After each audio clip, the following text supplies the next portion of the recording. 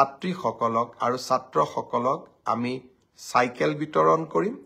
অসমৰ লাখ লাখ শিক্ষাৰ্থীসকলৰ বাবে আহি পৰিছে গুড নিউজ। অসম চৰকাৰে ইতিমধ্যে এটা সিদ্ধান্ত লৈছে যে অসমৰ শিক্ষাৰ্থীসকলক ল'ৰা আৰু ছোৱালী উভয়ে চাইকেল লাভ কৰিব আৰু এই চাইকেল ল'বলৈ হ'লে 1 টকাও নালাগে, সম্পূৰ্ণ ফ্ৰীত অসম চৰকাৰে এই চাইকেল প্ৰদান কৰিব।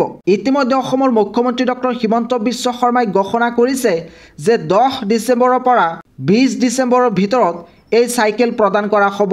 এতিয়া প্ৰশ্ন হৈছে যে কোনসকল শিক্ষাৰ্থীয়ে এই চাইকেল লাভ কৰিব পাৰিব, ইয়াৰ এলিজিবিলিটি ক্ৰাইটেৰিয়া কি আৰু এই চাইকেল লাভ কৰিবলৈ হ'লে কি কি ডকুমেণ্টছৰ প্ৰয়োজন হ'ব, সবিশেষ এইটো ভিডিঅ'ৰ জৰিয়তে দেখুৱাব বিচাৰিছোঁ।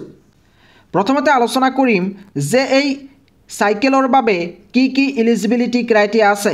প্ৰথমটো এলিজিবিলিটি ক্ৰাইটেৰিয়া হৈছে applicant must B A permanent resident of Assam state. অৰ্থাৎ ইয়াতে কৈছে যে কেৱল মাত্ৰ অসমত পঢ়ি থকা ছাত্ৰ ছাত্ৰী আৰু অসমত বসবাস কৰা ছাত্ৰ ছাত্ৰীয়ে এই চাইকেল লাভ কৰিব। 2 নম্বৰ এলিজিবিলিটি ক্ৰাইটেৰিয়াটো হৈছে applicant must be enrolled in class 9। অৰ্থাৎ যিসকল শিক্ষাৰ্থীয়ে ক্লাছ 9ত পঢ়ি আছে তেওঁলোকে এই চাইকেল লাভ কৰিব পাৰিব।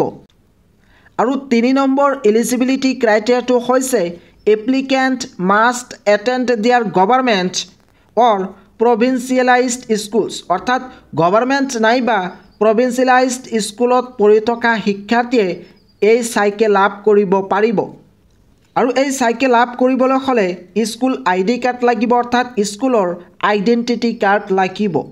আৰু ছাত্ৰ বা ছাত্ৰীগৰাকীৰ পাছপৰ্ট সাইজ ফটোগ্ৰাফ লাগিব। এইকেইটা ডকুমেণ্টছৰ প্ৰয়োজন হ'ব।